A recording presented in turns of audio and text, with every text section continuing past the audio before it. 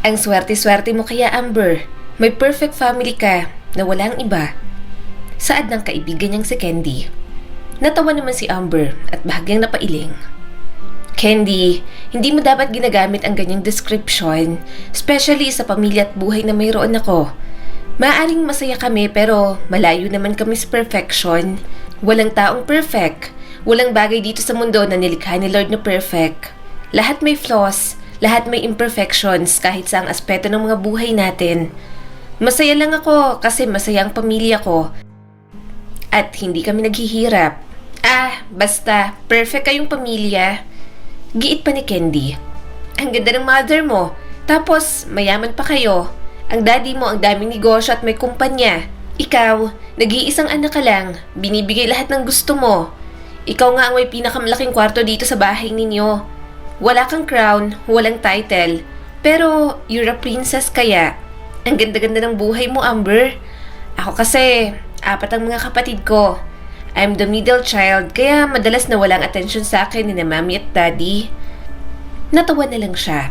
Siguro nga, malapit na sa pagiging perfect ang buhay ni Amber. Mayaman sila, maraming ari-arian. Mabait at maganda ang mami niya. Ang kanyang daddy naman, lahat ng gusto niya, binibigay sa kanya. Kahit hindi niya hilingin, parang automatic na ibibigay na lang. Naiintindihan niya naman kasi ang mga ito. Dahil nga only child lang siya. Ano ba? Mag-overnight ka ba sa amin? Tanong ni Amber kay Candy. Tumango naman ito. Oo, magpapaalam lang ako kay mommy. Humalakhak naman si Amber. Baka mamaya, hindi review ang gawin natin. Magchika ka lang ng magchika ha. Ang daldal mo pa naman. Umiling naman si Candy at agad na nag-text sa mami nito. Hinintay niya na lang matapos. Ilang sandali, pinayagan na rin naman si Candy. Kaya naman, sumakay na sa kotse nila ang kanyang kaibigan. Hindi naman problema ang mga damit nito dahil marami naman siyang bagong damit at underwear sa bahay.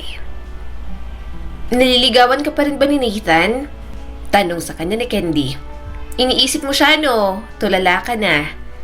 Tumawa ng mahina si Amber at umiling. Hindi ko siya iniisip. Tulala ako kasi iniisip ko tong inaaral ko. Okay, siguro kaunti. Bahagyang sumasagi sa isip ko si Nathan. Pero alam mo, mag-aral ka muna. Magsisimula ka na naman sa chismis mo. Mag-focus ka nga sa pagre-review mo. Ikaw talaga, hindi ka makatagal ng 1 oras na hindi dumadaldal. Nagtaas ng kilay si Candy. Kasi nga, ang hirap kayong maging tahimik. Kapag maraming tumatakbo sa isip ko, saka curious lang naman ako sa inyo ni Nathan. Ano, nililigawan ka pa rin ba? Tumango si Amber at pinilit na bumalik sa pagbabasa. Oo, nanliligaw pa rin. Ang sweet niya nga eh. Saka sa lahat ng mga manliligaw ko, siya lang ang medyo matapang na humarap sa daddy ko. Dito niya ako sa bahay nililigawan. Lumiwanag ang mga mata ni Candy at isang pilyong kislap ang nandoon. So, may plano ka bang sagutin siya? Baka naman pinapaasa mo lang si Nathan. Parang swerte ka sa kanya. Ang bait nun eh. Bumuntong hininga si Amber at kumuha pa ng isang libro. Hindi ko alam, Candy. Gusto ko si Nathan. Mabait siyang lalaki. Gusto din siya ng parents ko. Pero, para kasi may kulang. Hindi ko alam kung ano. Bahagya siyang itinulak ni Candy at bahagyang tinukso. Pero ano? Halika, matagal na natin siyang hindi pinag-uusapan. Gusto mo ba siya o hindi? Parang hindi ka pa sure sa sagot mo. Ewan ko ba, Candy? Sa tingin ko, okay naman siyang maging boyfriend. Dahan-dahang sabi ni Amber. Like, lahat ng magustuhan ng isang babae sa isang lalaki, makikita mo na talaga kay Nathan. Mabait siya, nakakatawa at gusto rin siya ng parents ko, which is a big deal sa akin. Kapag gusto ng mga magulang kong lalaking umaaligid sa akin, mas malaki ang chance na may pag-asa sa akin. Pero hindi ko alam. Hindi ko lang maramdaman yung spark. Like yung mga nababasa ko sa libro na pakiramdam. Yung malalim na connection na akala ko, nararamdaman ko. Sinubukan kong tingnan kung darating ba yun. Magigising na lang ba ako isang araw na nararamdaman ng spark na yun kay Nathan. Pero wala kasi talaga, Candy. Iniisip ko, baka kapag naging kami, baka dun ko palang maramdaman. Kaso, paano kung hindi? Parang ayoko rin naman mag-take ng risk. Napasandal si Candy sa kama. So, Sinasabi mong hindi ka pa sigurado? Gusto mo siyang makasama pero hindi mo pa nararamdaman na parang worth it na maging long-time boyfriend? Tumango naman si Amber. Oo, may development naman pero para kasi may hinahanap pa ako. Para may kulang. Hindi ko sinusubukang magmadali sa anumang bagay lalo na sa pagkakaroon ng boyfriend. Pero dahil nga nanliligaw siya, ayaw ko rin namang paasahin. So baka siguro subukan ko na lang din. Napabuntong hininga si Amber. Hindi naman sa ayaw ko kay Nathan. Hindi ko lang alam kung ganoon din ang nararamdaman ko sa kanya gaya ng nararamdaman niya sa akin. Alam mo ba yon?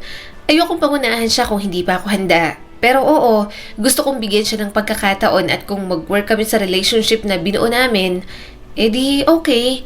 Kailangan ko lang ng tamang timing para sabihin sa kanya na sinasagot ko na siya. Ngumisi si Candy at umupo ng tuwid. Sasagutin mo naman din pala, pinapatagal mo pa. Nahihiya din naman kasi akong i-open sa kanya about sa panliligaw niya. At isa pa, hindi ko alam kung paano ko siya sasagutin. Paliwanag ni Amber sa kanyang kaibigan. Hindi naman ako tumatanggi. Maaari din naman na siya na talagang para sa akin pero kailangan kong makasigurado. Ayoko madaliin ang anumang bagay. Saka mukhang hindi naman siya nagmamadali. Tumango si Candy sa kanya. Sabihin mo sa kanya yung nararamdaman mo para magkaintindihan kayong dalawa ni Nathan. Kung gusto ka talaga niya, maintindihan niya kung ano man yung hinahanap mo sa isang guy o sa isang relasyon. Mas maganda na alam niya para alam ni Nathan kung paano niya imimit ang expectations mo sa isang relationship. Ngumiti si Amber sa kanyang kaibigan. Oo, sa tingin ko tama ka. Pero sa ngayon pinag-iisipan ko pa muna at siguro konting panahon pa para mas makilala ko siya. Kaya naman sa mga lumipas na buwan, mas kinlala ni Amber si Nathan. Sa araw na yon, may date sila ng binata at yon ang araw na gusto niya nang sagutin si Nathan. Mabagal na humigop si Amber sa kanyang tasa. Buong araw niyang iniisip ang sandaling yon, hindi sigurado kung paano niya sisimulan at bubuksan ng usapan. At mukhang ramdam naman yun ni Nathan dahil bigla na lang itong nagkusa. Binasag ni Nathan ang katahimikan. Amber, may gusto sana akong itanong sa'yo. Tumingala si Amber at sinalubong ang tingin ng binata. Inaasahan na niya yon, baka sa mga mata nito na parang may ideya na sa mga gusto niya talagang sabihin. Sige na, ano bang itatanong mo? Tanong ni Amber at may munting ngiti sa mga labi. Alam kong natanong ko na to sa'yo dati, pero pumapayag ka na bang maging girlfriend ko? Tanong ni Nathan, mahina ngunit puno ng pag-asang mga salita. Naghintay ako ng tamang sandali para magtanong ulit sa'yo. Nagbabaka sakali lang na baka this time may maibigay ka ng sagot sa akin. Gusto kita, Amber. Ito talagang nararamdaman ko para sa'yo. Gusto ko tang palaging kasama. Gusto kong ako ang maaasahan mo, ang mapagkakatiwalaan mo. Kaya, kaya mo ba akong bigyan ng chance? Pakiramdam ni Amber ay bumilis ang timok ng puso niya sa sinabi nito.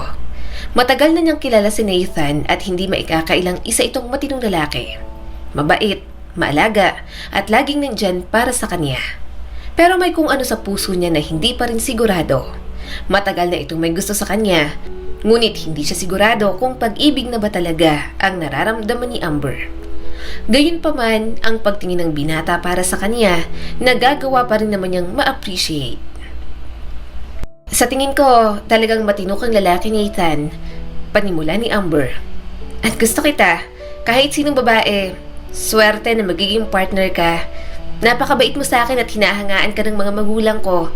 Pero ang totoo kasi, may doubt pa ako sa'yo. Saglit na namula ang mukha ni Nathan, ngunit agad yung tinakpan ng magiliw ng ngiti. Inabot nito ang kamay niya sa mesa at hinaplos iyon. Amber, naiintindihan ko. Alam kong kailangan mo ng oras. Hindi kita minamadali sa anumang bagay. Alam kong wala ka pang nararamdaman at iginagalang ko yon. Pero gagawin ko ang lahat para maramdaman mo ang nararamdaman ko. Gusto kong magkaroon tayo ng malalim na koneksyon at kung kailangan ng oras, handa pa ako maghintay. Gagawin ko ang lahat para ma-inlove ka sa akin. Tumingin si Amber sa mga mata nito, naghahanap ng katapatan at sobra-sobra ang nakita niya sa mga mata ng binata. Ang init ng titig nito ay nagpapalambot sa puso niya. Hindi niya kailanman pinagdudahan ang nararamdaman nito para sa kanya, ngunit pinagdududahan niya ang kanyang sarili. Siya ay umaasa na sa paglipas ng panahon, isang bagay na mas malalim pa ang mabuo ni Amber sa pagitan nilang dalawa. Huminga siya ng malalim. Nathan, hindi ko maipapangako na mararamdaman ko kaagad ang malalim na koneksyon na gusto mo. Pero gusto kong subukan. Gusto kong bigyan ito ng pagkakataon. Ayokong tumanggi sa isang bagay na pwedeng worth it dahil natatakot lang ako sa maaaring mangyari. Sa tingin ko, deserve mo rin naman ang pagkakataon. Lumiwanag ang mukha ni Nathan at nagniningning ang mga mata sa pag-asa. So, sinasagot mo na ako? Tayo na? Ngumiti ng mahina si Amber at pinisil ang kamay nito. Oo, tayo na. Girlfriend mo na ako. At gusto kong alamin to kasama ka, Nathan. Lumaki ang ngiti ni Nathan at tila nakaramdam ito ng ginhawa. Bahagya itong napayoko, mahina ngunit puno ng emosyon ng boses. Thank you, Amber. Hindi mo alam kung gaano ako kasaya. Ipinapangako ko. Gagawin ko ang lahat para maipadama ko sa'yo na mahal kita at aalagaan kita. Maghihintay ako. Tutulong ako hanggang sa maging okay na ang nararamdaman mo para sa akin at tuluyan ang mawala ang doubt mo. Tumango si Amber at tumitibok ang puso sa magkahalong kaba at excitement. Hindi niya alam kung anong hinaharap, ngunit sa sandaling yon, handa siyang papasukin si Nathan sa kanyang buhay para bigyan ito ng pagkakataong ipakita sa kanya kung ano ang maaari nilang i-build ng magkasama. Inaasahan ko yan mahinang sabi ni Amber. Dahan-dahan lang muna. Sumandal si Nathan sa upuan at isang mahinang tawa ang tumakas mula rito. Dahan-dahan? Kaya ko yan. Parang may natanggal na bigat sa kanyang dibdib. Hindi siya sigurado kung handa na ba siyang mahalin si Nathan, ngunit sa unang pagkakataon, naramdaman niyang bukas siya rito. At napagtanto ni Amber na sapat na yun sa ngayon. Subalit, mukhang may ibang plano pa ang tadhana para sa kanilang lahat. Ihahatid na kita sa room mo, babe. Nakangiting sabi sa kanya ni Nathan. Napangiti naman siya at marahang tumango. Pinagtawanan ng mga kaibigan nito sa Nathan dahil mabilis na umalis sa mga kabarkada nito dahil nakita siya. Nagpahatid lang siya hanggang building dahil may klase pa naman ito. Sunduin kita mamaya. Nakangiting sabi ni Nathan. Babe, text ka lang sa akin. Saka pahiram nga ng schedule mo para makapag-adjust din ako sa mga schedule ko. Tumango naman si Amber. Sige, isasend ko sa'yo, babe. Bye, ingat ka. Sige na, punta ka na sa class mo. Hinalikan siya sa pisngi ni Nathan bago umalis. Medyo nagulat pa si Amber pero hindi niya ipinahalata. Hindi lang talaga siguro siya sanay. Kailangan niyang masanay dahil sinagot niya na si Nathan. Amber! Lumingon si Amber sa likod at nakita niya si Candy. Huwag kang sumigaw, Candy. Pangalan ko pa talagang sinigaw mo. Ano, gusto mong malaman lahat ng mga tao rito ang pangalan ko? Hinawi nito ang bangs habang maarte ang pagkakahawak sa milk tea. Kahit hindi ko sinisigaw ang pangalan mo, kilala ka pa rin nila, no? Marami kang inggit sa buhay na meron ka. Hinawi niya ang mahabang buhok at napailing. Ang arte mo? Napatakip sa bibig si Candy. Look who's talking. Ikaw kaya ang maarte. Ikaw may collection ng designer bags, shoes and clothes. Hindi ako ang bumili. Natatawang sabi ni Amber. Si Mami lang ang mapilit. Umirap lang ang dalaga at nakipagbeso sa kanya. Whatever. Kailangan ko na pumasok sa klase ko. Bye, Amber, bestie. Tumango naman siya. Bye, bestie. Bahagya siyang natawa ng umismid ito at parang modelong naglakad paalis. Simula bata pa, kaibigan niya na si Candy. Magkaiba sila ng hilig pero nagkakasundo pa rin sila.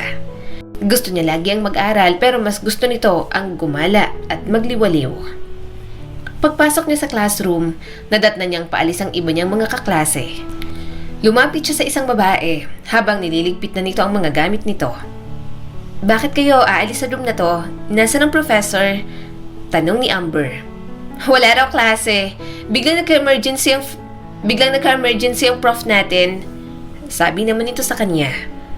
Oh, thank you. Sagot naman agad ni Amber. Napagdesisyon na lang ni Amber na pumunta sa library. Pagkapunta niya ron, pumwesto siya sa bandang dulo ng lamesa kung saan wala masyadong estudyante. Ang nasa likuran niya, mga bookshelf na may mga lumang libro kaya wala masyadong tao. Ayaw niya kasi ng maingay kapag nag-aaral. Nakatutok si Amber sa laptop niya pero wala naman siyang naiintindihan. Pinasadahan niya ng mga daliri ang buhok at tumayo para hanapin ang librong kailangan niya. Huminga siya ng malalim nang makitang hinahanap.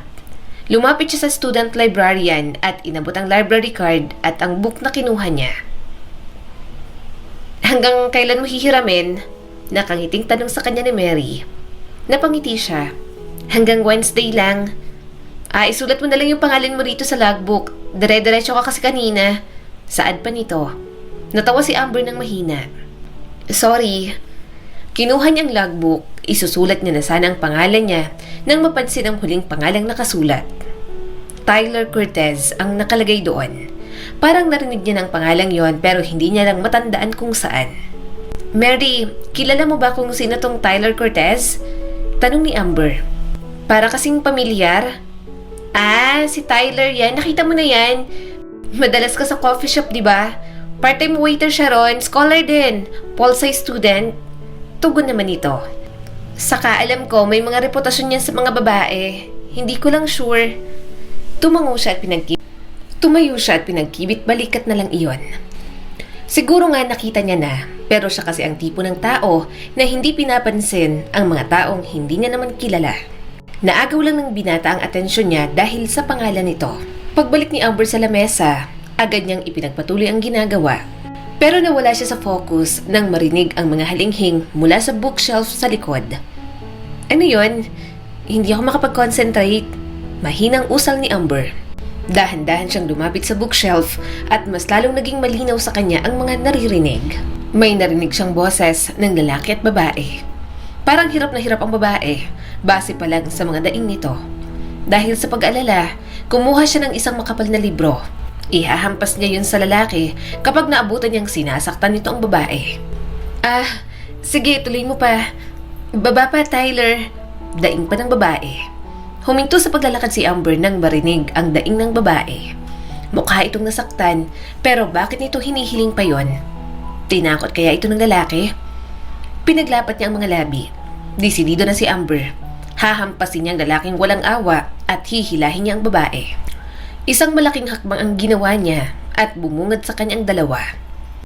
Natigil sa ere ang mga kamay niya at hindi na ituloy ang paghampas ng libro sa lalaki. Bakit ka ba masyadong nagmamadali? Natatawa at mahinang tanong ng lalaki sa babae at isinubsob ang mukha sa leeg ng dalaga. Yun ang unang beses na nakakita siya ng ganoon.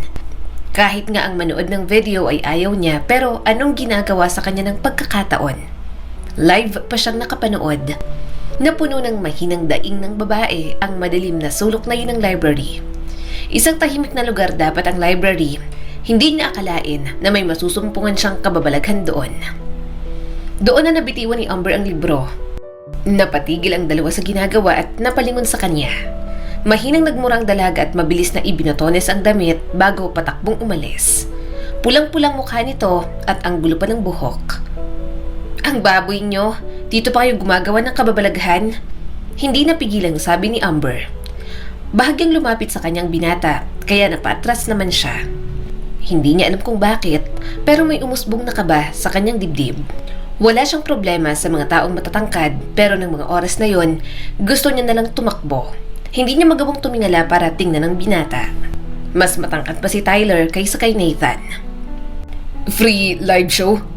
Nakangising tanong ng walang hiya. Kumuyom ang mga kamao ni Amber nang marinig ang sinabi nito. Anong sinabi mo? Ulitin mo nga. Kumusta? Bakit ka nang iistorbo? Gusto mo, sa'yo ko gawin yon? Sa'yo ko gawin yon? Tanong pa ulit nito at mahinang humalakak sa kanyang tainga. Mabilis niya itong itinulak. Umawang ang bibig ni Amber. Hindi siya sanay sa mga bulgar na salita. Pakiramdam niya na bastos siya sa mga sinabi nito. Tumingkayad siya at pinadapo ang isang malakas na suntok sa mukha ng lalaki. Sinapo nito ang mukha at kunot na kunot ang noo. May sugat na ito sa gilid ng labi. Bastos! Wala na siyang pakialam kung nasa library siya. Agad siyang umalis sa harap ni Tyler at lumapit sa lamesa niya para kunin ang kanyang mga gamit. Hindi niya na inayos ang mga yun sa bag niya. Gusto niya nalang makaalis sa lugar na yon. Hindi niya inaasahan ang mga nangyari. Nang sandaling yun lang siya na insulto ng labis. Hindi niya na sana makita pa si Tyler. Hindi na sana sila magkita pa, pero nabaon na yata sa lupa lahat ng sana niya. Nawala ang mga hiling niya dahil yun palang simula sa bagong kabanata ng buhay ni Amber. Hey Amber, ano ginagawa mo dito? Hinahanap kita sa favorite place mo kung saan ka nag-aaral pero wala ka doon. Paghihimutok ni Candy sa kanya bago umupo sa tapat ng kanyang upuan. Inayos muna ni Amber ang salamin sa mga mata bago uminom ng kape sa kanyang tasa.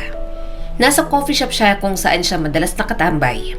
Doon na siya nag-aaral para sa midterms dahil tahimik din naman doon. Nakagagaan din ng loob ang malumanay na musikang pinapatugtog sa buong lugar. Kailan mo balak mag-review? Malapit ng midterms.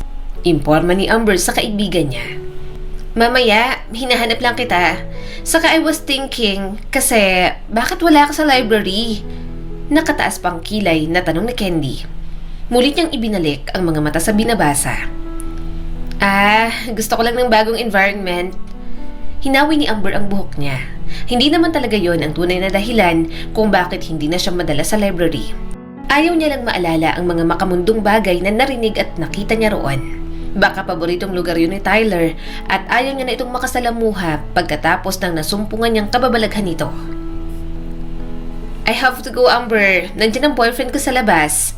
Imporma sa kanya ni Candy. Tinaasan niya ito ng isang kilay. Bago na naman ba yan, Candy? Hindi ka na mabakante. Kapag nakipag-break ka sa boyfriend mo, kailangan may bago agad. Kasi naman, ang lungkot kayong maging single. Basketball player sa kabilang university ang boyfriend ko. Kumindat muna si Candy bago umalis sa harap niya. Napailing na lang si Amber at muling pinagtuunan ng pansin ang pag-aaral. Naging maayos naman ang daloy ng pagre-review niya sa mga lessons. Kinuha niyang muli ang tasa ng kape niya pero natawa siya sa sarili nang wala palang laman iyon. Tatawag na sana siya ng waiter para mag-order ulit nang makarinig siya ng pagkabasag ng kung ano at pagtili ng kung sino mula sa likod niya. Anong ginawa mo sa girlfriend ko? Alam mo ba may presentation kami mamaya pero natapunan mo siya ng kape? Gigil na sabi ng lalaki sa waiter na nakatalikod sa kanya. Ma'am, I'm sorry. Malalim at mahinang boses na sabi nito. Natulala si Amber sa likod ng waiter na yon nang marinig niyang boses. Sigurado siyang si Tyler yon. Hindi siya maaaring magkamali. Dylan, okay, let's go. Pinatigil ng babaeng customer ang kasintahan nito pero hindi magpaawat ang lalaki.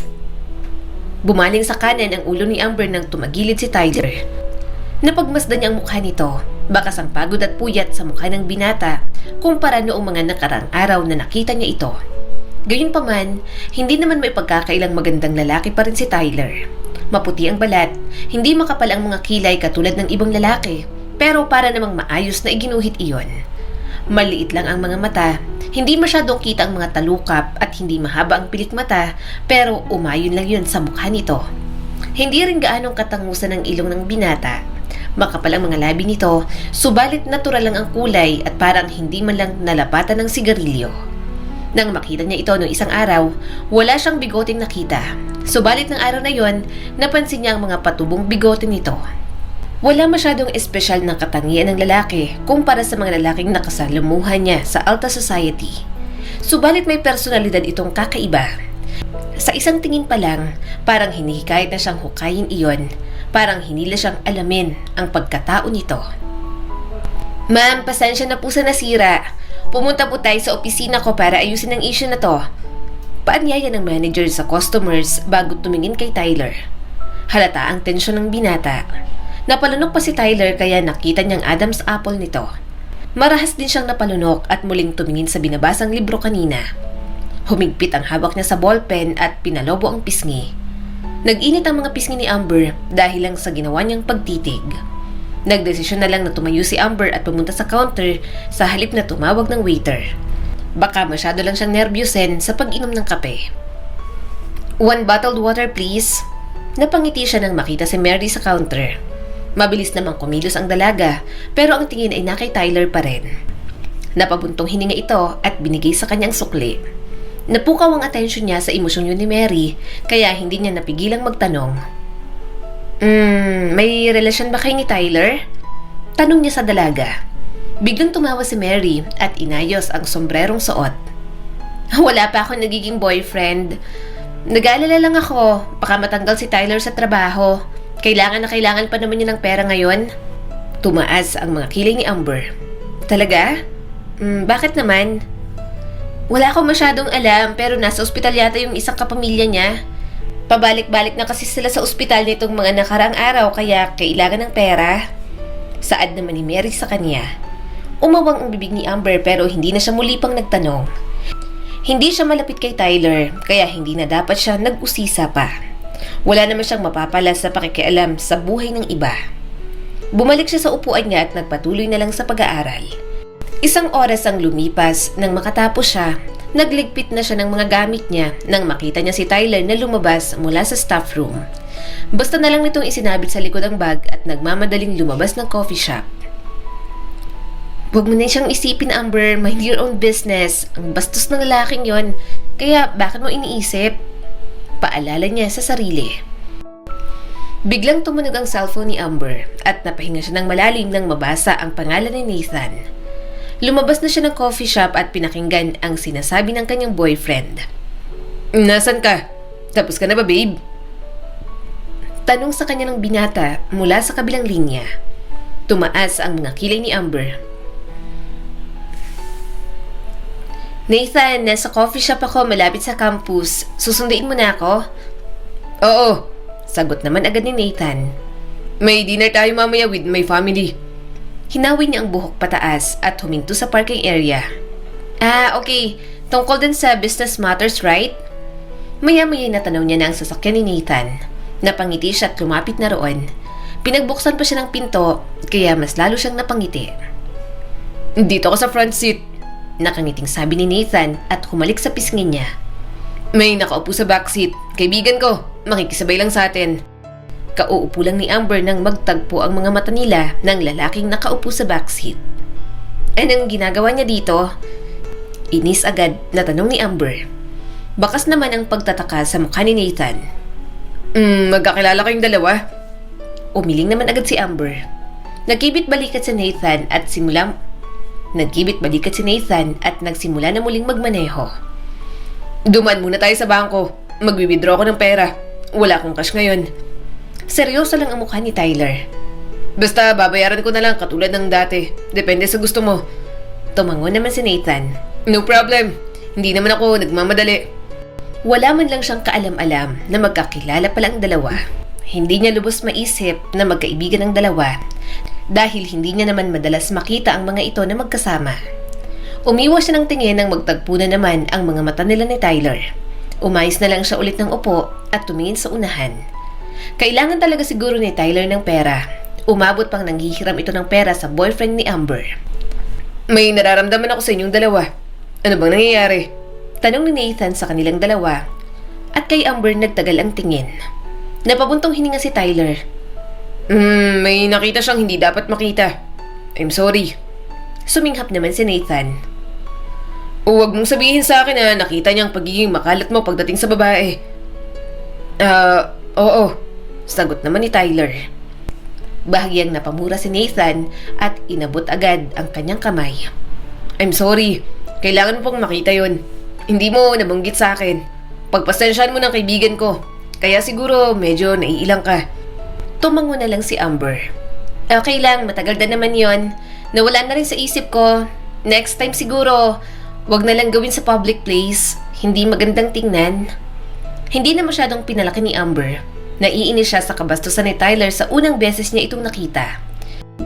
Gayunpaman, mukha kasi itong may problema na sobrang bigat. Kaya pinalipas na lang ni Amber. Mommy, okay ka lang po? Bakit ka po umiiyak? Tanong ni Amber sa kanyang mommy isang araw nang umuwi siya galing sa school. Umiling naman agad ang mommy niyang si Tina. Wala anak, may kaibigan lang ako dati na wala na ngayon. Kumustang school anak?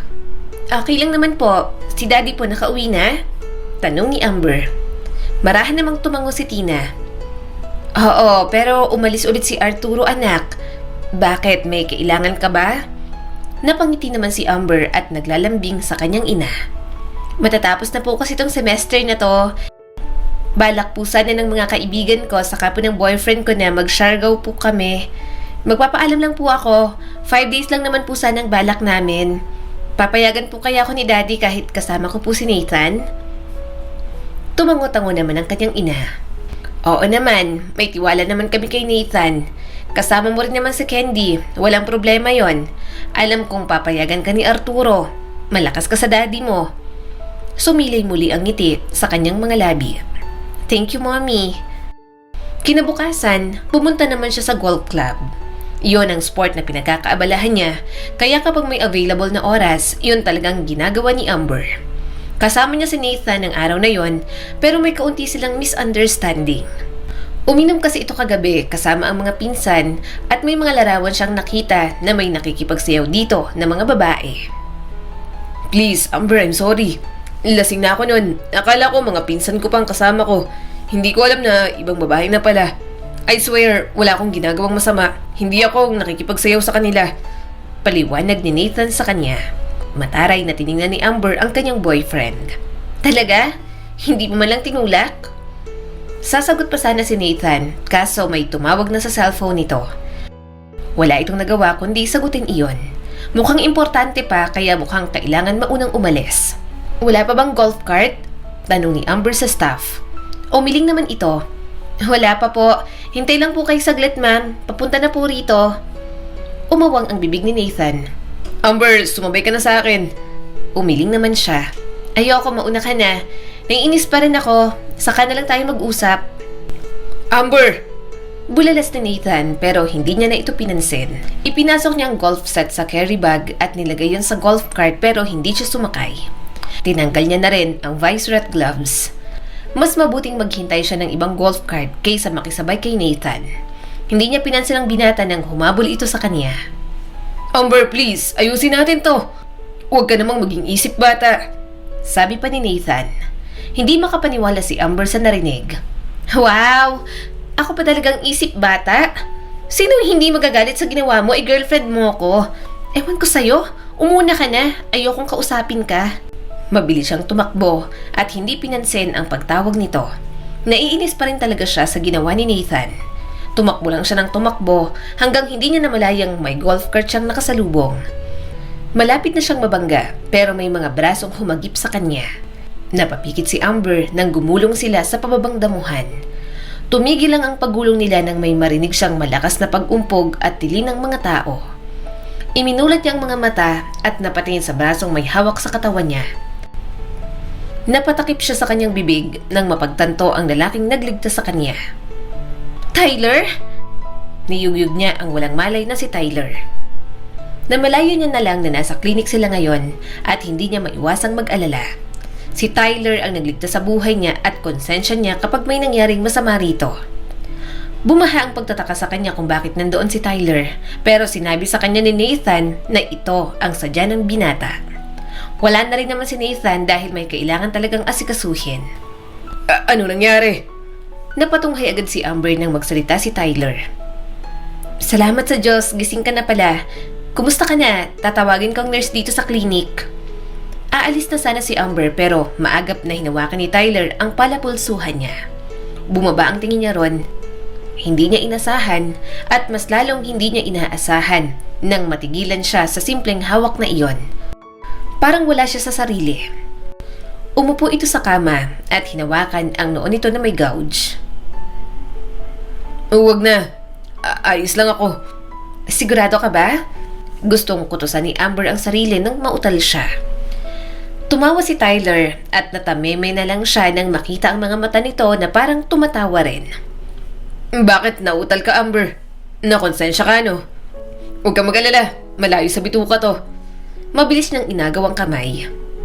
Nag-aalala lang naman ako kasi dahil sa akin kaya ka nagkaganyan. Hinimas nito ang batok pataas sa ulo nito. Pasensya ka na ron sa library. Nakita mo pa yon. Tiningnan niya ng mabuti si Tyler at hindi man lang ito umiwas ng tingin. Ngumiti pa ulit ang binata.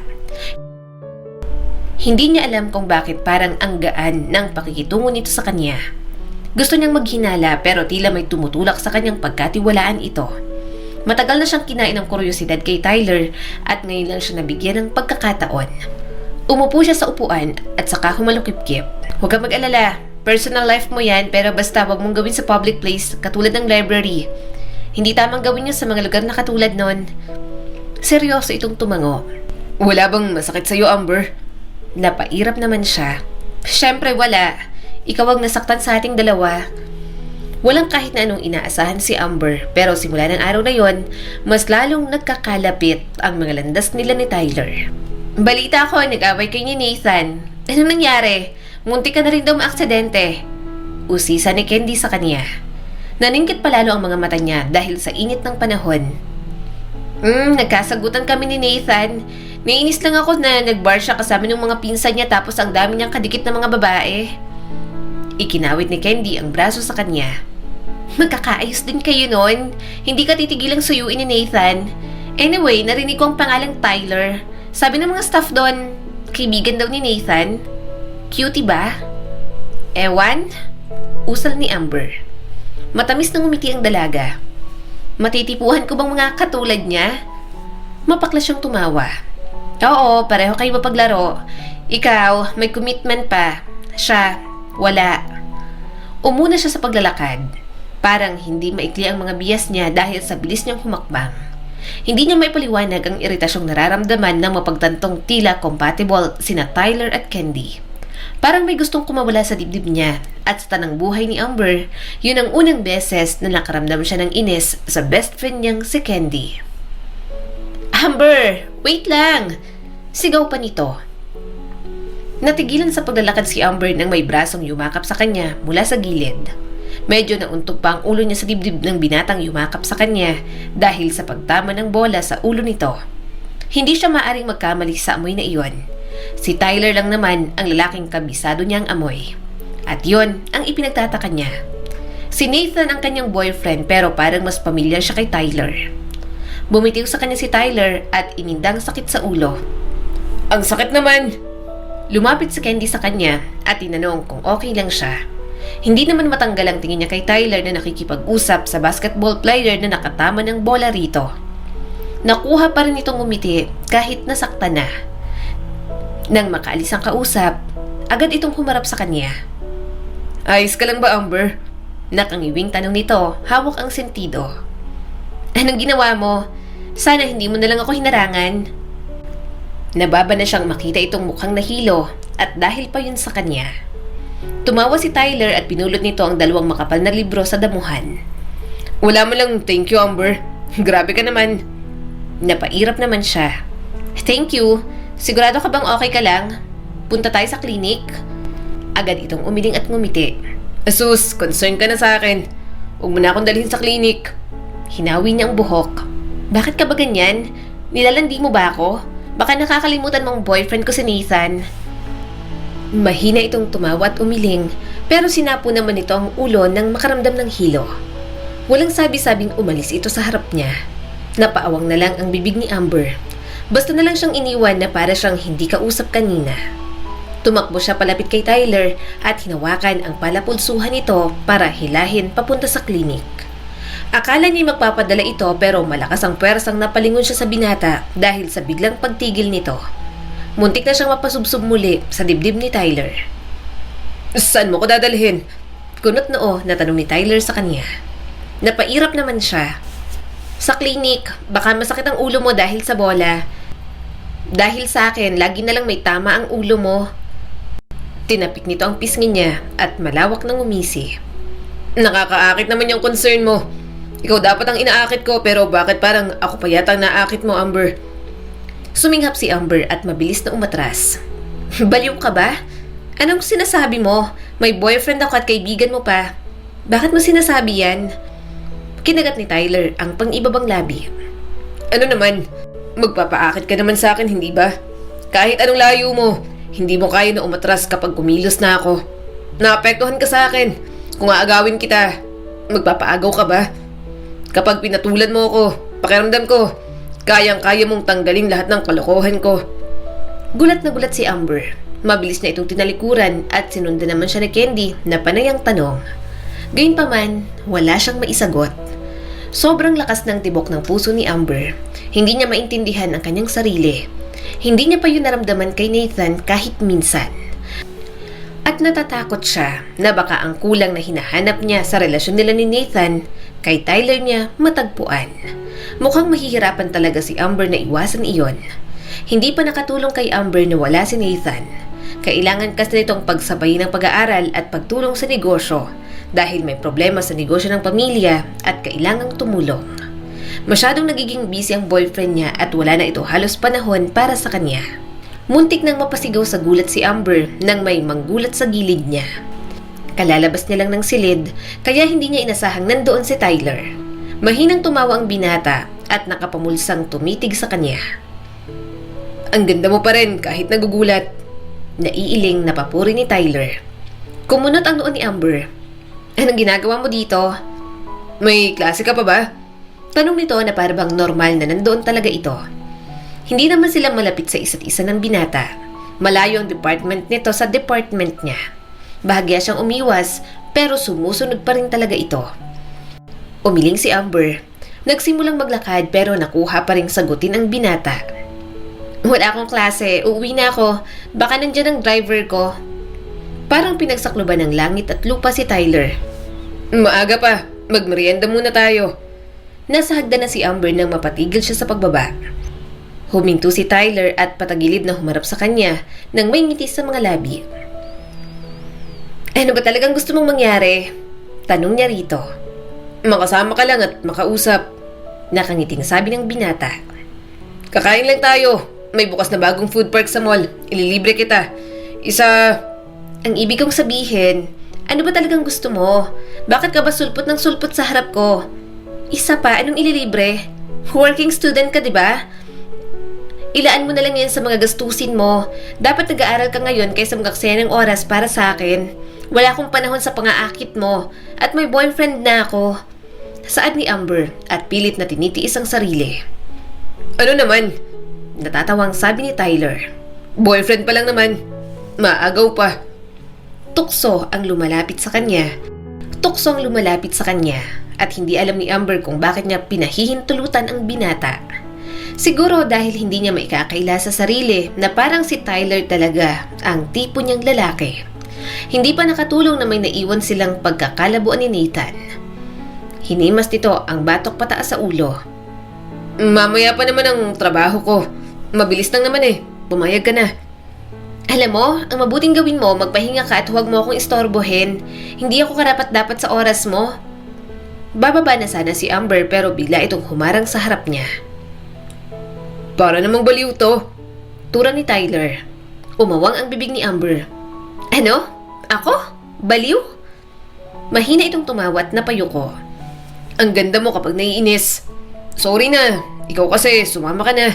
Karapat dapat ka naman sa oras ko. Kung yun ngang tagpong naabutan mo sa library, may oras ako. Paano pa kaya sa'yo? Partida, hindi natin gagawin yun. Siyempre, mabilis niyang tinakpan ang bibig ni Tyler nang mapatingin sa kanila ang mga dumaraang estudyante.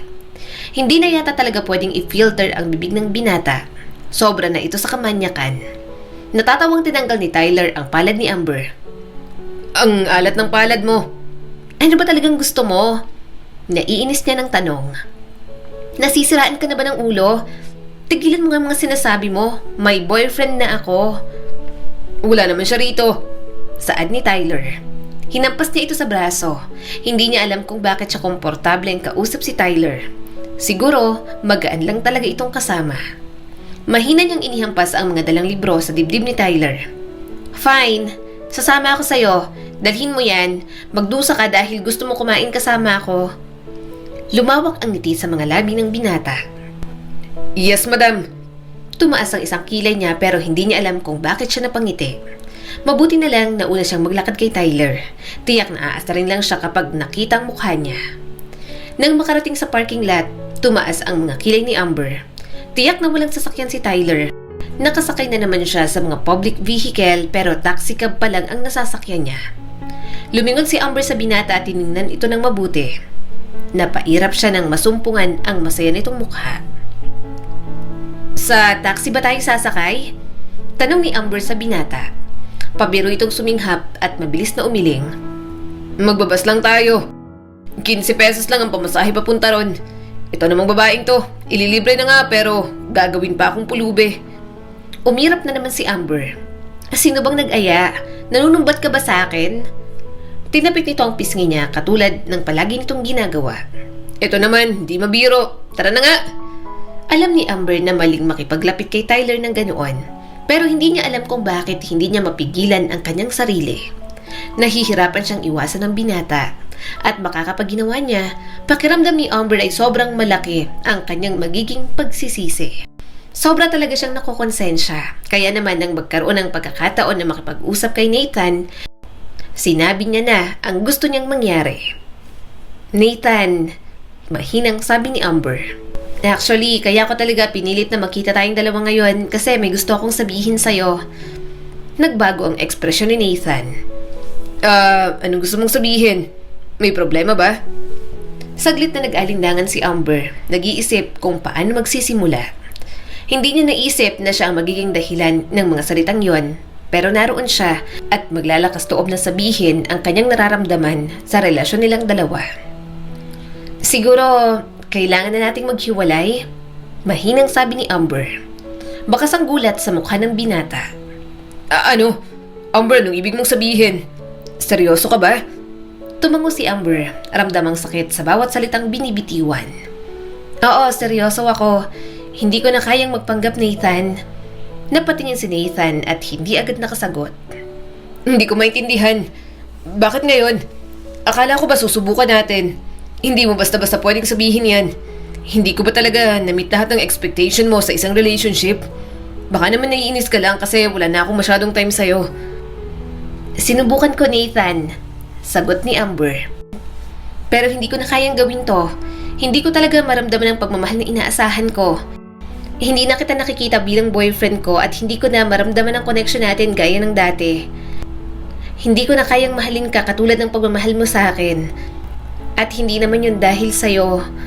Lumingon si Nathan sa kanya. Ang mukha ay puno ng takot at pagtataka. Anong ibig mong sabihin? Paano mo nasabi yan? Sa ilang buwan nating relasyon, wala lang ba talaga sa'yo?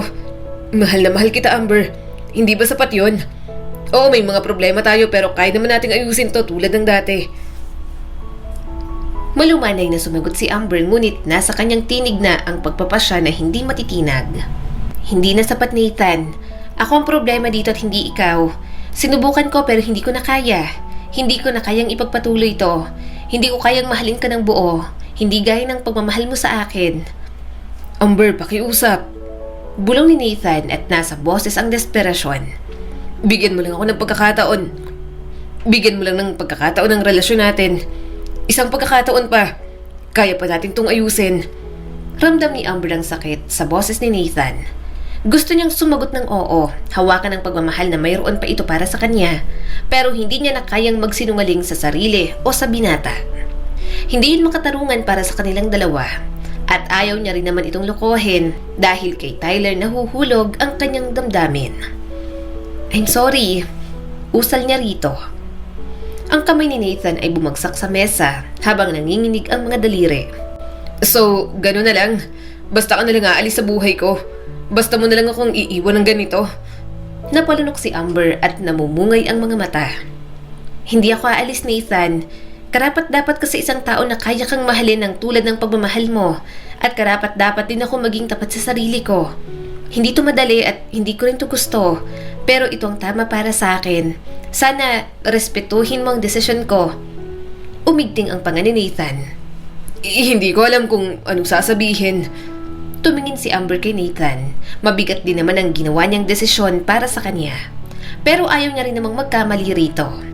Ayaw niyang panatilihin ang relasyon nilang dalawa ni Nathan kung unti-unti na siyang nahuhulog kay Tyler. Hindi na nga magandang magkaibigan ng dalawa pero bahala na at saka na lang iisipin ni Amber. Ang mahalaga, hindi na siya magiging unfair kay Nathan.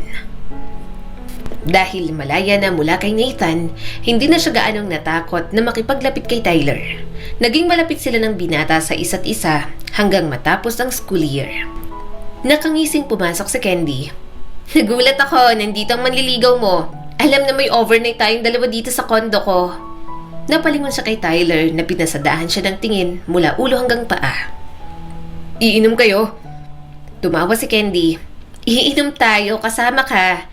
Beer at chicken lang naman to. Lumingon siya kay Tyler. Wala ka bang trabaho ngayon? Umiling naman ang binata. Wala akong trabaho, Amber. Sa ilang buwan nilang magkakilala ni Tyler, hayagan itong magsabi ng damdamin. Kahit ayaw niya pa itong makilala ng lubusan, hindi niya na rin napigilan.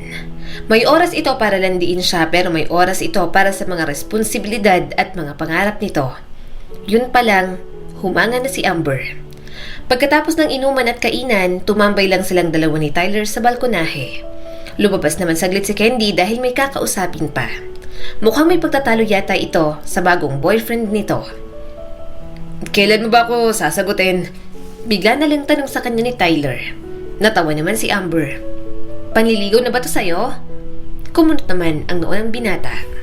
Hanggang ngayon pa rin ba, nasa gitna pa rin tayo ng pagkilala sa isa't isa?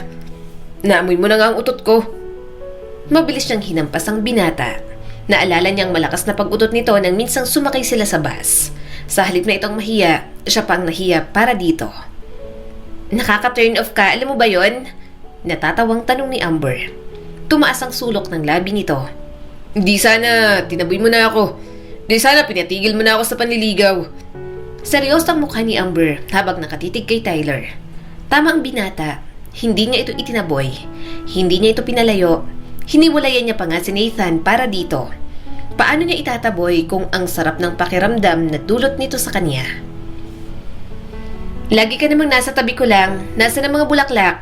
Nanliligaw parang hindi ko naman nararamdaman. Panunokso ni Amber. Tuluyan ang humarap sa kanya si Tyler mula sa pagkahilig sa barandilya. Bulaklak? Para saan? Ganda at bango mo pa lang. Sold na ako. Hinampas niya ito sa braso. Manyak mo talaga, Tyler. Siguro kinakahiya ka ng pamilya mo. Nawala ang kislap sa mga mata nito at umigting ang panga.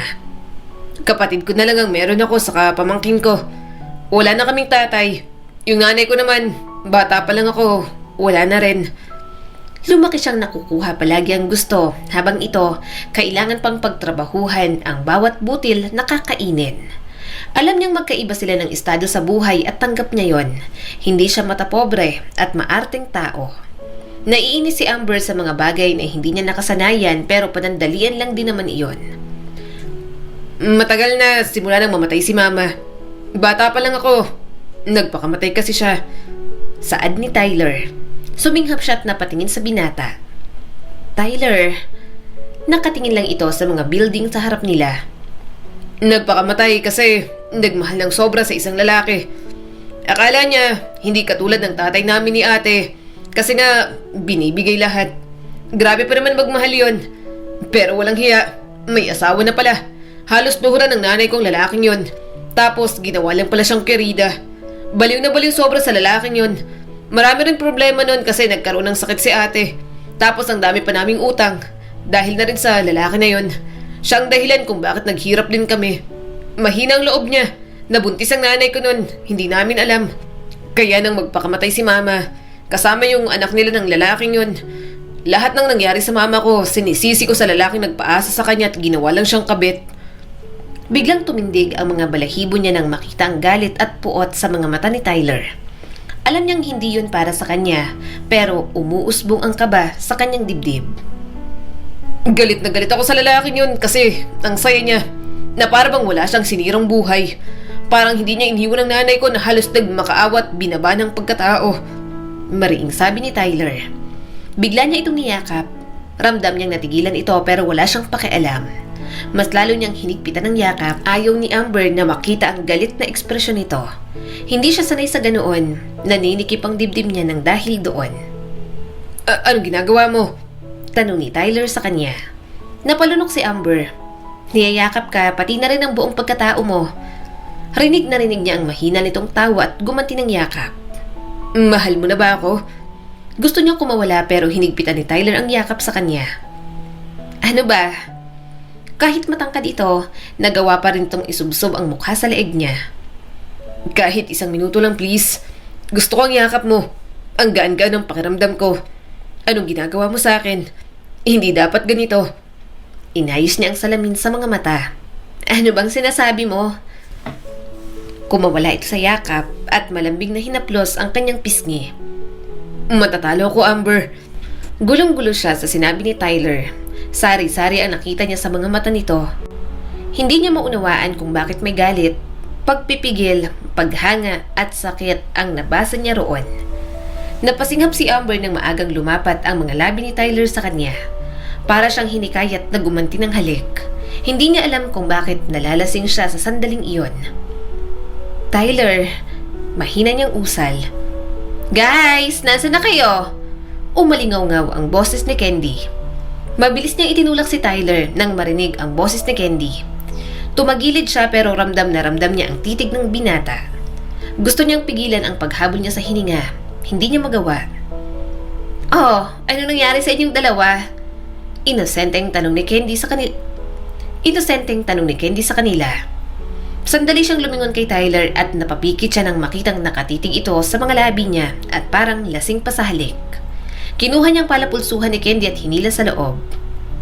Kayo na ba? Bulong sa kanya ni Candy. Agad siyang umiling.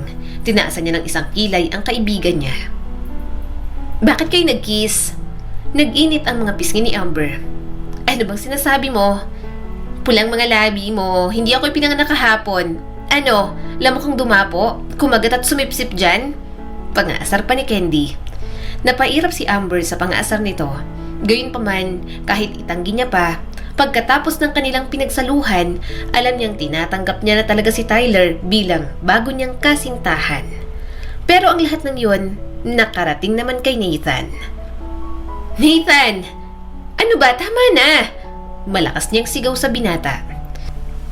Pero galit na galit talaga ang ex-boyfriend niya kay Tyler at gusto pa ulit itong sapakin. Kaibigan kita. Tinuring kitang kaibigan ko. Kapag may kailangan ka, madali mo ko malapitan. Tapos aagawin mo lang ang girlfriend ko. Seryoso naman ang mukha ni Tyler. Hindi ka naman niya boyfriend. Iniwan ka nga, di ba? Ako ang mahal. Kaya wag mo nang ipilit ang sarili mo. Mas lalong nagwala si Nathan at muling sinapak si Tyler. Wala kang utang na loob. Pati girlfriend ko, inahas mo. Pumagit na si Amber at sinusubukang pakalmahin si Nathan. Please, Nathan, walang kasalanan si Tyler. Kung galit ka sa akin, maibunto ng galit mo. Wag sa kanya. Una pa lang naging unfair na ako sa'yo. Kaya ako dapat ang sisihin mo at huwag si Tyler. Namumuo ang mga luha ni Nathan at mariin siyang tiningnan. Sa tingin mo ba talaga, kaya kitang sisihin kayong mahal kita? Hindi ko kayang magalit sa'yo kahit sinasaktan mo ako ng ganito. Namuo na rin ang kanyang mga luha. Nakokonsensya siya sa ginawa niya kay Nathan. Hindi niya naman gustong saktan ang binata, pero mas mahal niya lang talaga si Tyler. Maya-maya tinalikuran na siya ni Nathan. Tinawag niya ito para makapag-usap pa sila pero hindi na ito lumingon pa. Akala ni Amber hanggang doon na lang ang problema niya kay Nathan. Pero ganoon na lang ang gulat niya sa gustong mangyari ng kanyang ama na si Arturo. Daddy, bakit po? Tanong ni Amber sa kanyang ama nang makapasok sa opisina nito. Tumango naman siya at mabilis na pumasok. Pinapatawag niyo po ako? Kumusta kayo ni Nathan? Tanong ni Arturo sa kanya. Hindi agad siya nakasagot. Hindi niya pa nasasabing hiwalay na sila ni Nathan. Hiwalay na po kami. Hindi ko na po siya boyfriend. Tumaas ang mga kilay ni Arturo. Ano? Baka naman simpleng away lang yan. Bakit naghiwalay agad kayo? Nag-usap na ang mga pamilya natin, anak. Magiging fiancé mo siya kaya makapagbalikan ka na. Nanlaki ang mga mata ni Amber. Hindi siya makapaniwala sa sinabi nito. Hindi siya papayag. May mahal na siyang iba, kaya hindi siya papayag na maikasal kay Nathan. Daddy, ayoko po. Huwag na lang pong ituloy. Mahinang sabi ni Amber. Kumunot naman ang noon nito. At bakit? Napakagatlabi si Amber. Daddy, may boyfriend na po ako. Ayoko po magpakasal kay Nathan. Mahal ko po ang boyfriend ko ngayon. Anong pangalan? Sinong lalaking yan? Tanong ni Arturo. Sumagot naman siya kaagad. Si Tyler Cortez po. Hindi ko po alam kung kilala mo po siya pero ipapakilala ko po sa inyo ni Mommy. Siya po. Tyler Cortez? Makipaghiwalay ka sa lalaking yun. Mariing sabi ng kanyang ama nang walang kagatol-gatol. Umawang ang bibig ni Amber. Ano po?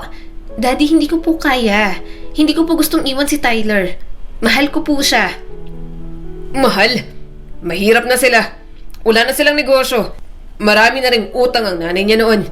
Basta, lumayo ka sa kanya. Puno ng otoridad na sabi ni Arturo.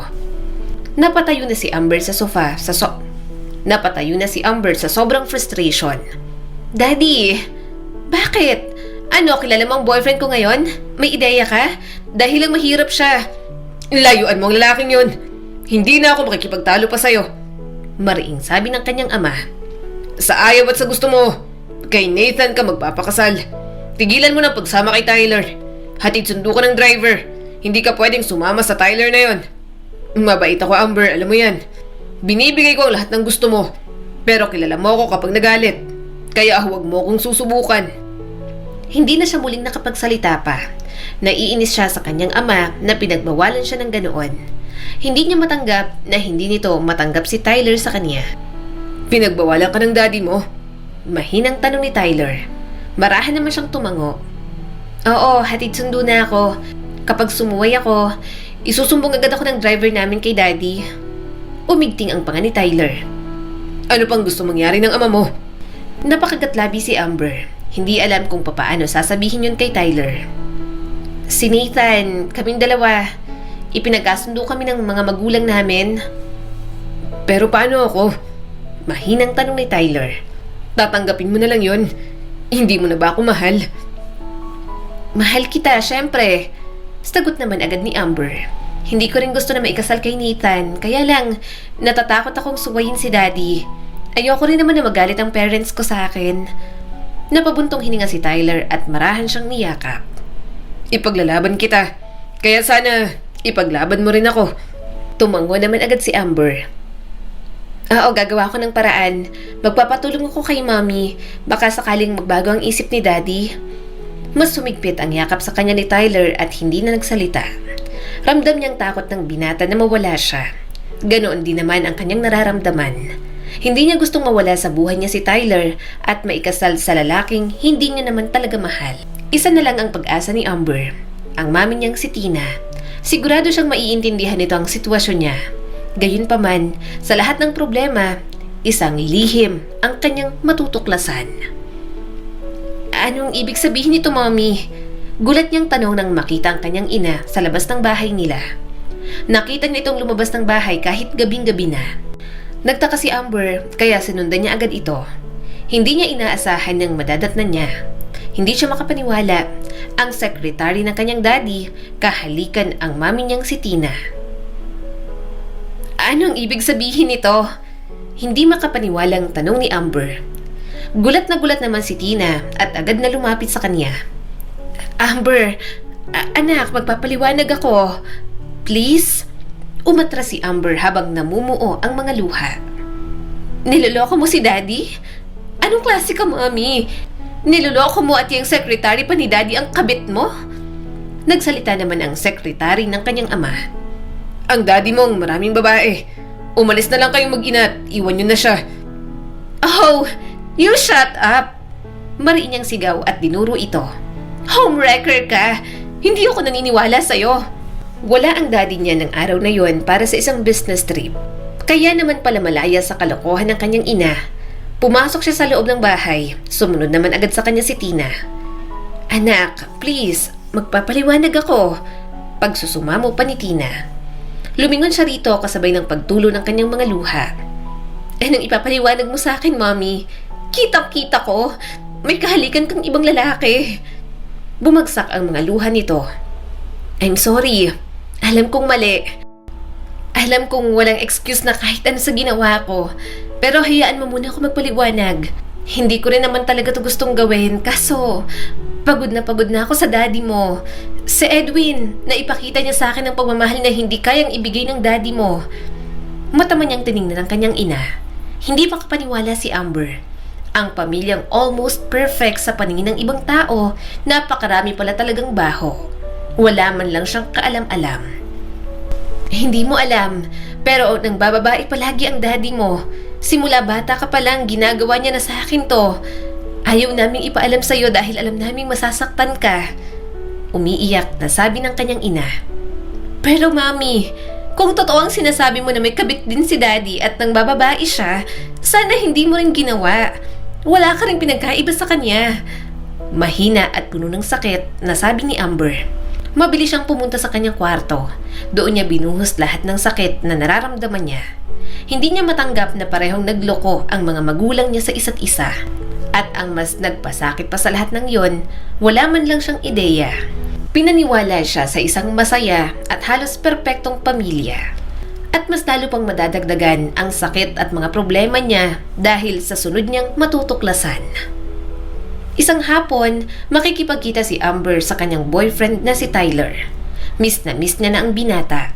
Pakiramdam niya, gagaan ang lahat kapag nakita at nakasama niya ito. Gayunpaman, nagulat siya nang makita ang kausap nito.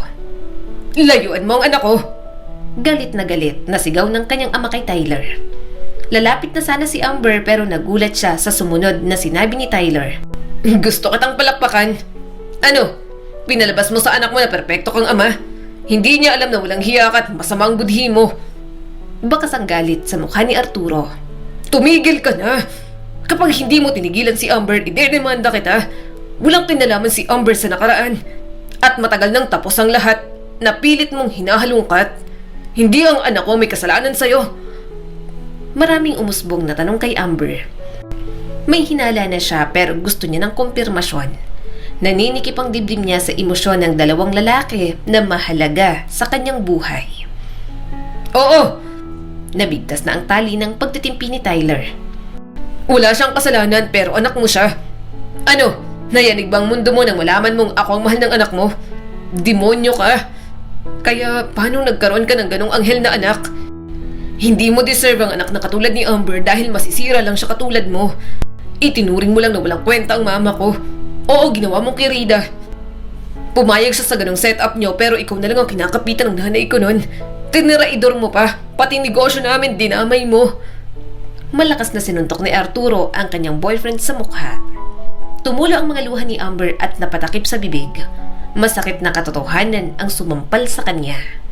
Mariin itong hinila ang kuwelyo ni Tyler. Huwag si Amber! Kapag ginulo mo ang anak ko! Ano? Papapatay mo ako? Ano? Sa bagay, ganyan ka naman talaga kasama. Malakas na sumigaw si Tyler at itinulak ang kanyang ama. Gustong gusto kong maghigante. Gusto kong sirain ang buhay mo kung paano mo sinira ang buhay ko. Pinakulong niyo si mama at nagpakamatay siya dahil sobrang miserable. Gustong takpan ni Amber ang mga tenga niya. Gusto niyang itanggi lahat ng kanyang naririnig. Hindi niya kayang tanggaping pinaglaruan lang ang kanyang damdamin. Ang mga pumapatak na mga luha ni Amber kanina, parang ulang bumuhos. Umalpas sa bibig niya ang mga hikbi, kaya nakuha niya ang atensyon ng dalawa. Bakas ang gulat sa mukha ni Tyler. Amber, sinungaling ka! Sigaw niya sa binata. Mga sinungaling kayo! Mabilis na kumapit sa kanya si Tyler. Amber, magpapaliwanag ako. Mali ka nang iniisip. Malakas niya itong sinampal. Huwag ka nang lumapit sa akin. Bago pa siya mahawakan ni Tyler, tumakbo na siya paalis doon. Napakaraming nangyayari at kasinungalingan sa kanyang paligid. Hindi niya na alam kung ano ang dapat niya pang paniwalaan. Sobrang frustrated na siya sa kanyang mga magulang at ngayon, si Tyler naman na mahal niya at pinag-alayan niya ng lahat, iba pala ang motibo sa kanya. Amber, tahan na. Gusto mo ng mas maraming inumin? Alak pa oh. Saad sa kanya ni Candy. Natatawang lumuha si Amber sa tabi nito. Bad influence mo talaga? Huwag kang mag-alala. Hindi ako maglalasing. Mamaya kapag tumba ka na. Ano ba kasing nangyari? Akala ko ba may dinner kayo? Gulong-gulo na tanong sa kanya ni Candy. Muli siyang uminom ng alak. Panay na ang singhot ni Amber dahil sa pag-iyak. Gusto niyang makalimutan ng lahat. Ayaw niyang mapagod ang utak niya kaiisip sa mga bagay na nalaman niya sa mga taong minamahal niya sa kanyang buhay. Dead battery na ang cellphone ni Amber, katatawag ni Tyler sa kanya. Wala siyang sinagot kahit isa. Ano pa bang saysay? Hindi niya kailangan ng mga paliwanag ng binata. Amber, tumatawag sa akin. Pahayag ni Candy. Tinignan niya ang pangalan ni Tyler sa screen ng cellphone ng kanyang kaibigan. Cancel mo lang. Siya bang dahilan kung bakit gusto mo maglasing? Tanong ni Candy sa kanya. Oo. Mapait siyang umiti bago muling uminom ng alak. Mabilis namang kinansela ni Candy ang tawag. Broken-hearted ka? Ano ba talagang nangyari? Sinabi niya ang totoo sa kanyang kaibigan. Katulad niya, disappointed din ito. Kinaiinggitan nito ng pamilya na mayroon siya kaya nang marinig yon, alam niyang nawala na yon para kay Candy. Alam na ni Tyler ang lahat simula pa lang. Kilala niya ako bilang anak ng taong ginawang kabit ang nanay niya. Mahinang paliwanag ni Amber. Oh my gosh! Hindi ako makapaniwala! Bulalas pa ni Candy. Tumulo na naman ang mga luha ni Amber. Hindi niya ako mahal. Galit lang siya dahil sa daddy ko. Ginamit niya ako para sa kanyang paghihigante. Tiwala at pagmamahal ni Amber ang sinugal niya para lang kay Tyler. Pero sinira na nito yon ng tuluyan. Kung kaya lang niyang limitahan ang nararamdaman, hindi sana masakit ang pagkahulog niya. Kung kaya niya lang bawiin ang pag-ibig niya para kay Tyler, hindi sana nawasak ang puso niya ngayon. Isang gabi, pagka-uwi niya sa bahay, hindi inasahan ni Amber ang bumungad sa kanya. Nasa harap lang naman si Tyler na parang wala sa sarili, kasama si Mary. Mabuti na lang talaga, wala ang daddy niya ng araw na yun doon. Nakikipagtalo ang binata sa guard nila. Halos isang buwan na rin magmula nang makita ni Amber si Tyler. Patuloy ito sa pagsuyo sa kanya pero siya ang patuloy na umiiwas. Ayaw niyang makita at magpadala sa mga pagsusumamo ng binata. Kakausapin ko lang. Amber! Ngarag-ngarag na sigaw ni Tyler. Muntik pa itong mapasubsob sa lupa. Mabuti na lang, mabilis itong inalalayan ni Mary at pati na rin ng guard. Lasing na si Tyler. Namumula ang mukha nito. Hindi na makatindig ng maayos ang binata. Magulo na rin ang buhok. Napailing si Amber. Mas lalo siyang nawalan ng ganang kausapin si Tyler. Ayaw niyang makipag-usap sa taong wala sa tamang wisyo. Nanlaki ang mga mata ng guard nang makita siya. Ma'am, pasensya na po. Nagpupumilit pong pumasok pero pinapaalis ko na po. Saktong lumingon sa kanya si Tyler. Namumungay ang mga mata nito at papikit-pikit na. Hahakbang sana palapit ang binata sa kanya pero muntik na itong matumba. Para bang nanginginig ang mga tuhod nito sa sobrang kalasingan. Amber! Sinapo nito ang noo at pilit na tumayo ng maayos. Usap tayo. Lasing ka, umuwi ka na lang. Lumingon siya kay Mary. Please Mary, ihatid mo na lang siya sa kanila. Napakamot si Mary sa liig nito. Amber, sinasabihan ko na nga, ayaw pa rin. Bumuntong hininga siya. Kapag nawala ng tama, sabihin mong huwag na siyang pumunta kahit kailan dito. Napaatras si Amber sa bigat ng binata. Mabuti na lang, nakontrol niya agad ang sarili niya. Bigla na lang kasi itong yumakap ng mahigpit sa kanya. Nahihilo lang ako pero naiintindihan kita. Dito lang ako. Ayoko, gusto ko mag-usap tayong dalawa. Pahayag pa ng lasing na si Tyler. Hindi siya gumanti ng yakap, nanatili lang ang mga braso niya sa kanyang tagiliran. Gusto niyang itulak si Tyler pero masyadong mahigpit ang yakap nito para makawala. Tiyak namang hindi ito papayag kapag pinalayas niya. Wala na siyang takas, kailangan niyang kausapin ang binata. Kailangan niya nang tapusin ang larong sinimulan nito. Sige, mag-usap tayong dalawa. Seryosong sabi ni Amber. Marahang kumawala sa yakap si Tyler pero nakahawak pa rin ang mga balikat. Marahang kumawala sa yakap si Tyler pero nakahawak pa rin sa mga balikat niya. Tila ba mawawala siya sa oras na bumitiw ito. Kunot na kunot ang noo ng binata at parang pinipigilang pumatak ang mga luha. Usap tayo Malumanay na tanong ng binata at hinaplos ang kanyang pisngi. Hindi ko na kaya. Gusto ko nang magkaayos tayo. Pakinggan mo naman ako. Namalayan na lang ni Amber na nasa loob na sila. Nakaupo ang binata sa sala at pilit na inaayos ang sarili kahit na may tama pa ng pagkalasing. Hindi niya alam kung nasaan ang kanyang mommy. Parehong wala kanyang mga magulang pero wala na rin namang pakialam si Amber. Mahal kita, Amber. Panimula ni Tyler sa kanya. Napailing naman siya. Huwag mo na akong lokohin sa pamamagitan ng mga salita mo. Hindi na ako magpapaloko sa'yo. Mag-usap naman tayo ng maayos. Nagmamakawang sabi nito. Pumunta si Amber sa kusina na parang walang narinig. Hindi niya kayang harapin ang binata. Hanggang sa mga oras na yon, hindi niya pa rin alam ang dahilan kung bakit kailangan pa nilang mag-uusap.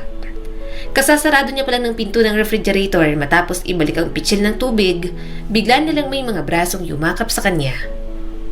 Amber, parang awa mo na. Patawarin mo na ako. Pagsusumamo pa ni Tyler. Tinakpan niya ang bibig para pigilang mapahikbi. Huminga siya ng malalim. Pinilit niyang kalasin ang mga braso ng binata pero masyadong mahigpit ang yakap nito. Bitiwan mo ako. Hindi, pakinggan mo muna ako. Bulong nito sa kanyang tenga. Nanghihina na si Amber. Natatakot siya. Natatakot siya na anumang oras, tuluyan na siyang bumigay kay Tyler.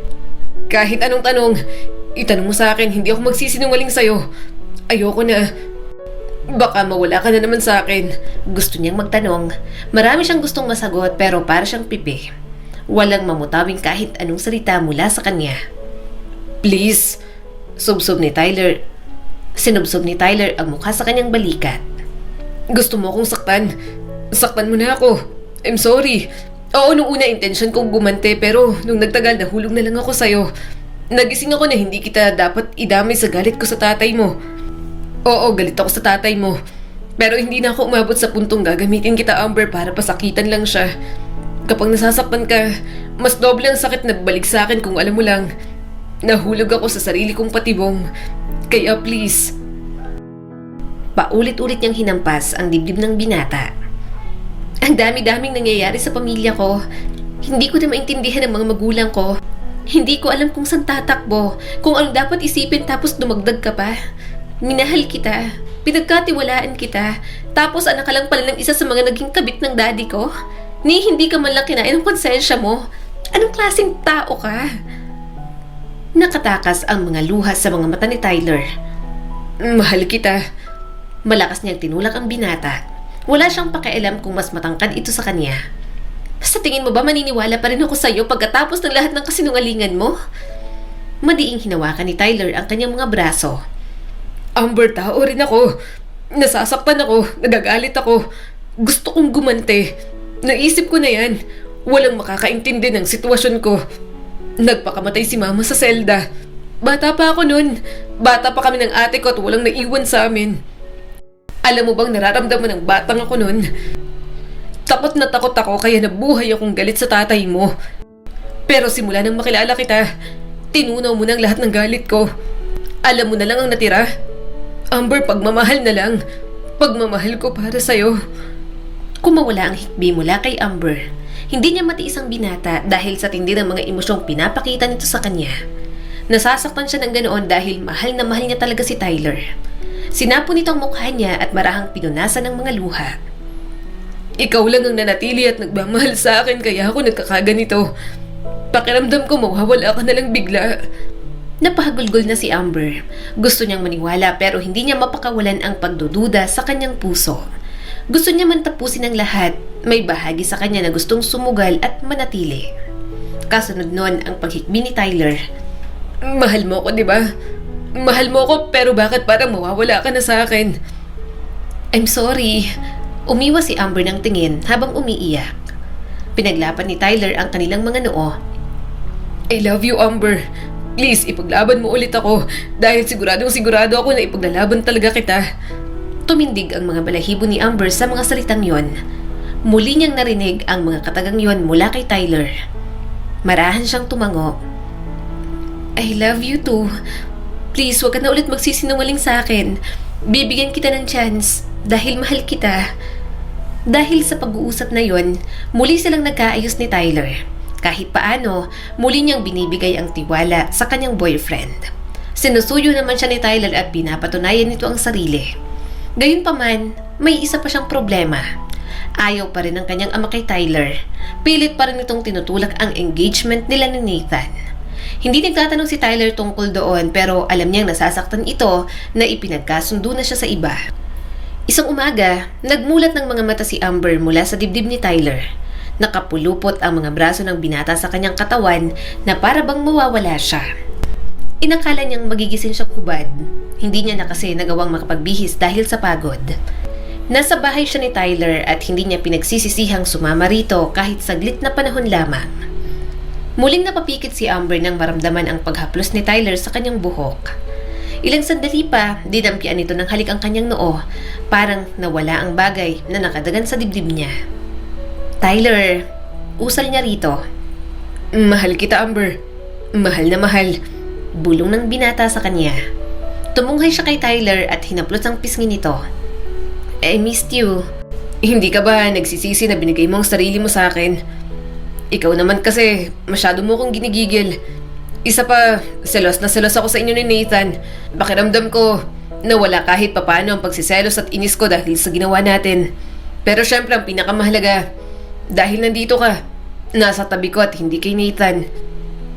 Enough na, maliligo na ako. Kailangan ko nang umuwi. Sabi niya rito at tumayo na. Kumunot ang noo ni Tyler. Saan kayo pupunta? Kasama ba si Nathan? Hinawi niya pataas ang kanyang buhok.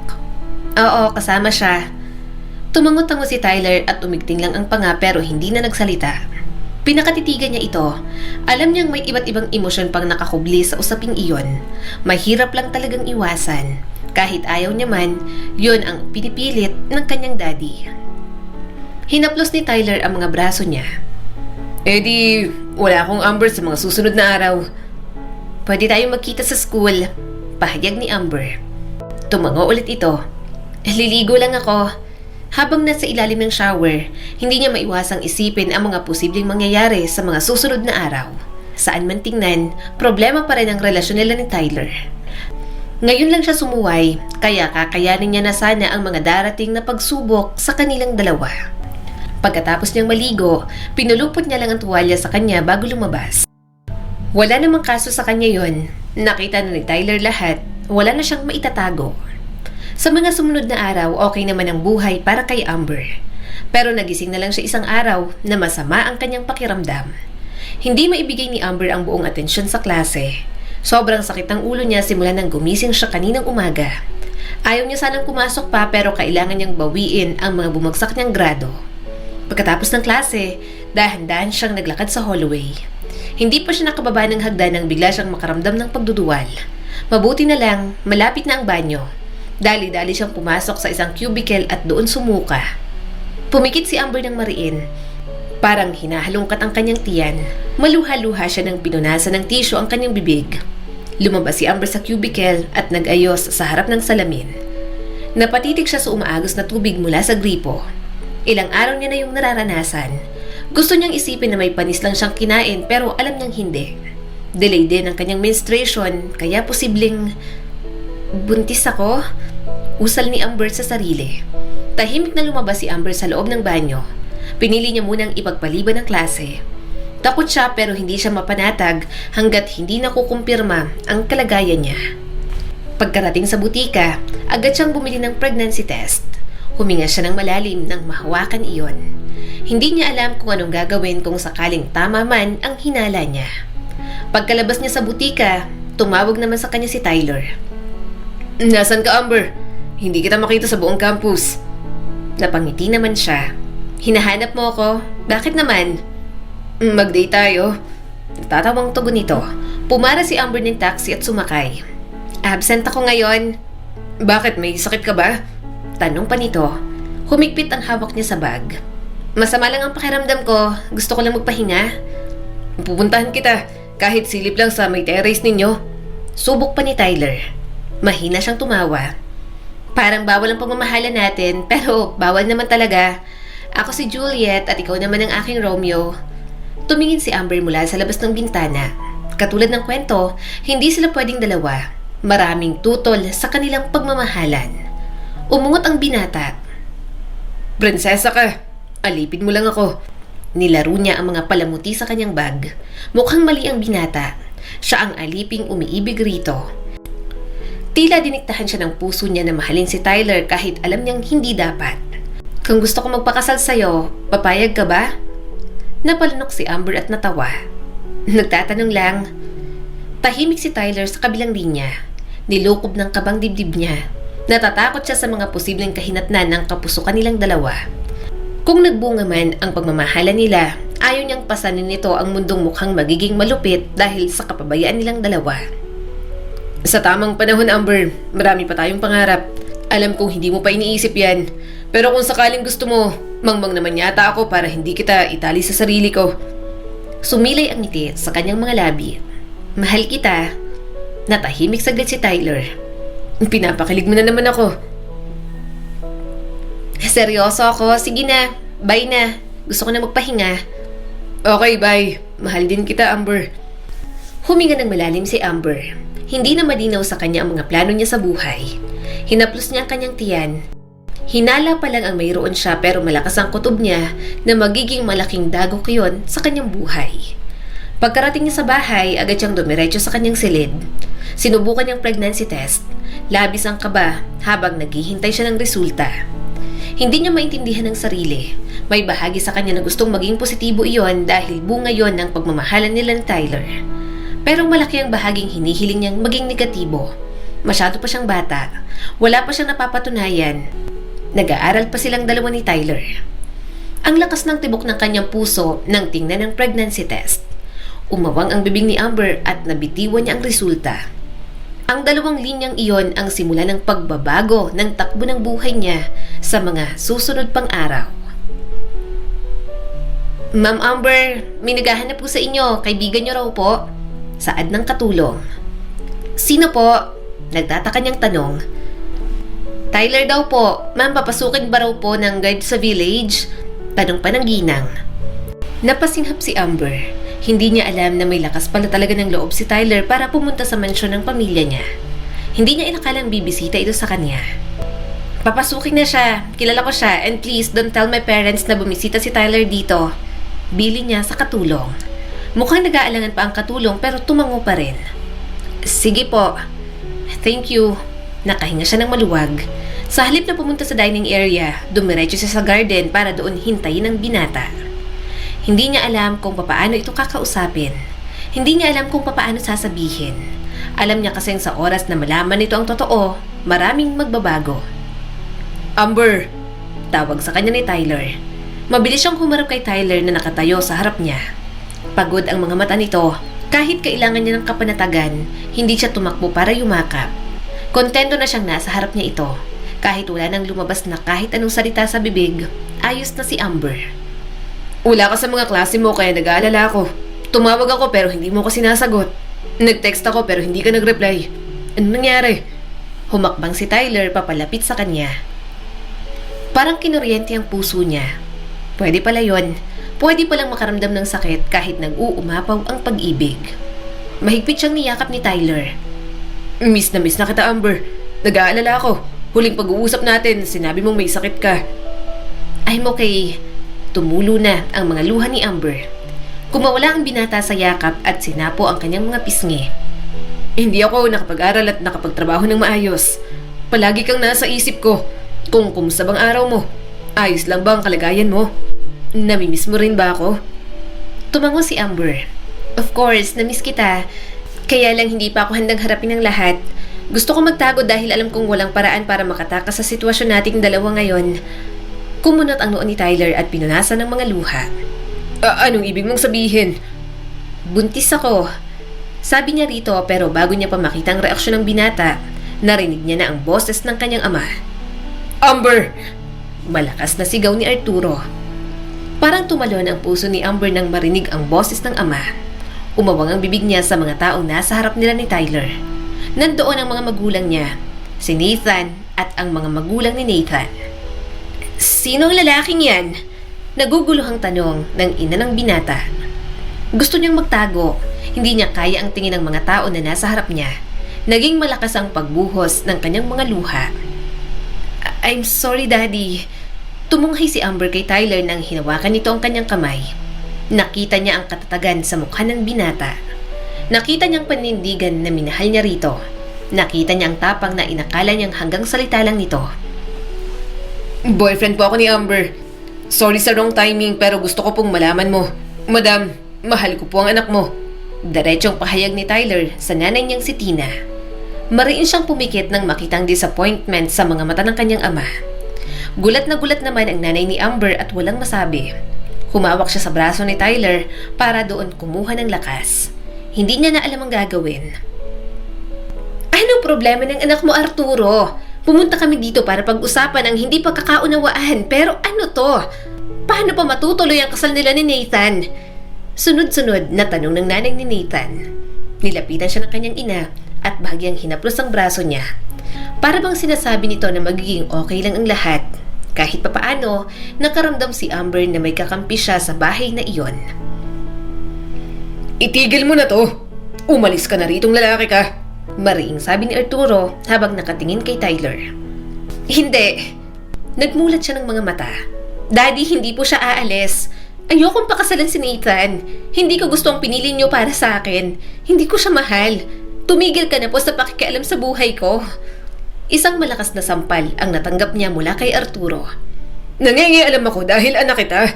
Gustuhin mo man o hindi, kailangan mong pakasalan si Nathan. Umalpas ang hikbi sa kanyang bibig. Hindi niya kayang tumagal sa galit ng ama, pero alam niyang hindi niya yun kayang takasan. Kailangan niya yung harapin. Daddy, buntis ako! Sigaw niya sa lahat. Narinig niyo ba? Buntis ako! Bakas ang gulat sa mga taong nasa harap niya. Walang nagawa ang pamilya ni Nathan kundi ang umalis. Hinila pa ng mga ito si Nathan na ayaw umalis sa harap niya. Nang makalis ang mga ito, bigla na lang sinapak ni Arturo si Tyler. Anong sinabi ko sa'yo? Layuan mo ang anak ko. Hindi nababagay ang anak ng kirida sa anak ko. Naiintindihan mo ba? Daddy, huwag mong saktan si... Bulalas niya ng malakas nang muli siyang sampalin ng kanyang ama. Mabilis siyang sinalo ni Tyler. Sobrang lakas ng pagkakasampal sa kanya. Kahit ang mami niya nagalit sa ginawa nito. Nagulat na lang sila nang kumuha si Arturo ng golf club at hinampas sa legs niya. 2 hampas at humarang na ang kanyang mommy. Sinubukan naman ni Tyler na pigilan ng daddy niya at inagaw ang hawak nito. Mommy! Mommy! Nanlalaki ang mga mata ni Amber. Hindi makapaniwalang kaya siyang saktan ng ganoon ang kanyang ama. Walang hiya ka, Arturo! Bulalas ng mami ni Amber at galit na galit kay Arturo. Ilang beses akong nagtiis sa mga pambababae mo ng paulit-ulit. Ilang beses akong nagtiis sa mga pananakit mo sa akin. Nagtiis ako para sa anak ko dahil gusto kong maging buo ang pamilya natin. Pero sa ginawa mong to, mas lalo mong pinatunayan na wala kang kwentang asawa at ama. Buntis ang anak mo. Buntis si Amber at ang anak natin, pero nagawa mong saktan ng ganito? Manahimik ka! Malakas na sigaw ni Arturo. Asawa lang kita. Anak ko lang si Amber. Wala kayong karapatang kumontra sa mga gusto ko. Hindi ako hihingi ng tawad sa'yo dahil wala kayong kwenta.